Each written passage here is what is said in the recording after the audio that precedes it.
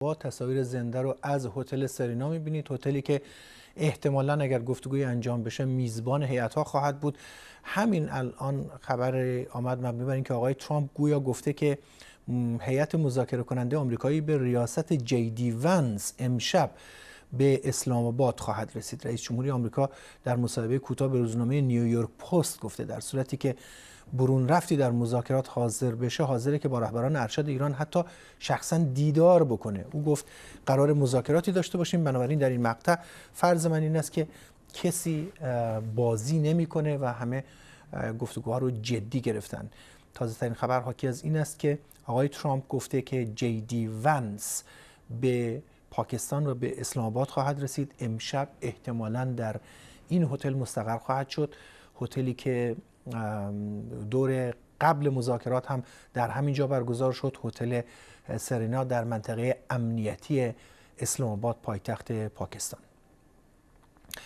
اما قندیل عباس استاد روابط بین الملل در دانشگاه قائداعظم پاکستان از اسلام آباد با ما هستند. آقای عباس، خب پاکستان به نظر میاد که سرمایه‌گذاری سیاسی قابل توجهی کرده بر روی این گفتگوها، بسیار موضوع رو جدی گرفته، میزبان هست، گفتگوهای منطقه‌ای رو شروع کرده. تا چه اندازه به نتیجه رسیدن این گفتگوها برای پاکستان به عنوان میانجی مهمه؟ پاکستان این موضوع رو الان موضوع حیثیتی کرده، چون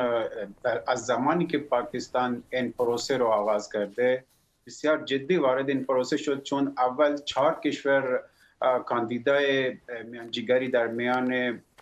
امریکا و ایران بودن، ولی نهایتا هم ایران و هم امریکا اعتماد خود رو بر روی پاکستان گذاشتن و گفتن که پاکستان میتونه این نقش رو ایفا بکنه و فعلا پاکستان به تنهایی داره این نقش رو ایفا میکنه. ولی با توجه به اینکه در جریان دور اول مذاکرات پاکستان به زحمت ایرانی‌ها رو راضی کرده بود، چون ایران دقیقاً در جریان همه ملاقات‌ها نگرانی خود را نسبت به امریکا و بی‌اعتمادی خود نسبت به امریکا را به پاکستان ابلاغ کرده بود. ولی پاکستان این تضمین رو داده بود که در این زمینه نقش خود را ایفا بکنه. در جریان دور دوم مذاکرات هم موضوع اصلی الان تنگه هرمز و به خصوص بلوکه شدن راه بنادر ایران توسط امریکا و دیروز هم حمله به کشتی ایرانی باعث شد که از سوی ایران به طور رسمی آقای اسماعیل بقایی به طور رسمی گفته که ما هیچ برنامه برای شرکت در مذاکرات رو نداریم و در نتیجه وزیر خارجه پاکستان ظرف 24 ساعت گذشته 2 بار با همتای ایرانی خود تماس گرفت و تلاش کرد تا ایران رو راضی بکنه در این زمینه، ولی فعلا هیچ جواب مثبت رو دریافت نکرد و نگرانی های ایران به خصوص در مورد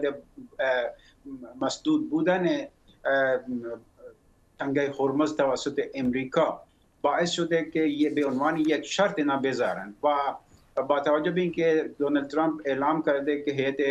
امریکایی امشب میرسه به اسلام آباد، الان پاکستان بسیار نگران است که اگر هیئت ایرانی نیاد همه برنامه‌های پاکستان و برنامه‌ریزی‌های پاکستانی به هم می‌خوره و به خاطر همین فیلد مارشال عاصم منیر هم یک بار دیگه با دونالد ترامپ تماس گرفته و نگرانی‌های ایران رو به دونالد ترامپ رسونده. دونالد ترامپ هم یک پاسخ مثبت داده و گفته که این موضوع رو میخواد بررسی بکنه و حتی گفته که در تصمیم گیری های خود رو به دیدگاه های عاصم منیر اهمیت خواهد داد و به نظر من با توجه به این دیدارهای و گفتگوهایی که صورت گرفته امروز این احتمال به وجود اومده ممکن است هیئت ایرانی فردا اسلام آباد بیاد، چون چند ساعت پیش سفیر امریکا در اسلام آباد با محسن نقوی وزیر کشور پاکستان دیدار کرده و در مورد ترتیبات امنیتی که در اسلام آباد وجود داره در این مورد صحبت کرده. یعنی منظور این است که ممکن است هیئت ایرانی این برنامه رو در ذهن داره و ممکن است به اسلام آباد بیاد و به خاطر همین سفیر اسلام آباد در مورد ترتیبات دور دوم مذاکرات با وزیر کشور پاکستان هم صحبت کرد. همونطور که شما دارید توضیح میدید هم ما تصاویر زنده رو داشتیم از سایت پایش کشتی ها و نفتکش ها در خلیج فارس و تنگه هرمز. خب پاکستان رابطه نزدیکی با ایران داره، رابطه بسیار خوبی با عربستان سعودی داره، رابطه خوبی با آمریکا داره، اشاره هم شد. اگر این گفتگوها به نتیجه نرسه، غیر از حالا مسئله حیثیتی شدن و پیامدهای سیاسی، اون چقدر پیامدهای اقتصادی و حتی فراتر از اون داره برای پاکستان؟ احتمالاً برای پاکستان خیلی سخت خواهد بود که کنار بشینه به خاطر حالا توافق‌هایی که با مثلا عربستان سعودی داره. دقیقا همینطوره، چون از یک سو پاکستان از این فرصت داره استفاده میکنه که در سطح منطقه و جهان به عنوان یک میانجیگر مهم و با نفوذ مطرح شده، ولی از سوی دیگه برای پاکستان این موضوع میتونه یک چالش هم مطرح باشه، چون اگر جنگ ادامه پیدا بکنه و قبل از اون مذاکرات اگر به شکست به انجامد، به نظر من هر گونه بی‌امنی و ناامنی در ایران تاثیرات مستقیم بر پاکستان هم خواهد گذاشت و این موضوع به خصوص با توجه به اینکه عمده نیازهای انرژی ایران از منطقه خلیج فارس تامین میشه و اگر این جنگ ادامه پیدا بکنه یک ضربه شدید برای اقتصاد پاکستان هم خواهد بود، علاوه بر اینکه اون تلاش‌های دیپلماتیک پاکستان که در سطح منطقه صورت گرفته برای این تلاش‌ها هم یک شکست خواهد بود. به خاطر همین است که هم نخست وزیر پاکستان مستمر از منطقه دیدار میکنه و هم عاصم منیر فیلد مارشال هم مستمر هم از طریق تلفن و هم از طریق دیدارهای حضوری فعال هست و پاکستان تمامی تلاش‌های خود رو در این زمینه انجام میده که این مذاکرات صورت بگیره و حتی اگر در دور دوم هم نشد در چند دور آینده ممکن است به نتیجه برسن. درست. و تلاش اصلی پاکستان در دور دوم این خواهد بود که حداقل مدت آتش بس باید تمدید بشه. خب آقای عباس، سوال آخر رو مایلم به این شکل ازتون بپرسم، اگر کوتاه جواب بدید خیلی ممنون میشم، که در داخل پاکستان به نظر میاد که یک شور ایجاد شده. خبرنگار ما ژیار گل میگفت که مردم نگاهشون این هست که خب کشور در سطوح عالی بین المللی الان وارد